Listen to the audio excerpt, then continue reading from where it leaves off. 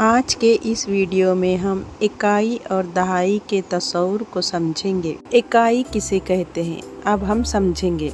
1 से लेकर 9 तक के एदाद इकाई कहलाते हैं। इकाई की कुछ मिसालें। इन दायरों को गिनते हैं 1, 2, 3, 4, 5। ये दायरे एक दूसरे से खुले हुए हैं, इसलिए ये इकाई कहलाएंगे। यहाँ पर 3 दायरे हैं, इसे हम इस तरह से पढ़ेंगे। 1 इकाई, 2 इकाई, 3 इकाई।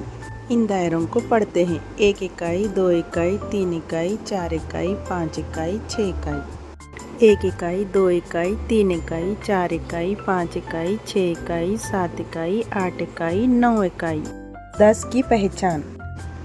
1, 2, 3, 4, 5, 6, 7, 8, 9, 10।